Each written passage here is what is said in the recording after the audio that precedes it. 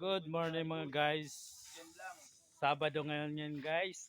Ayan nga pala si pinsan kong malupiton mag-ato po. Taga San Isidro, Naga City. Si Ryan. Talapit po yan. Murag-murag po yan ano rin, narahaw. O yan po, si Ryan na mahanap po yun diyan sa saan nga, Brad?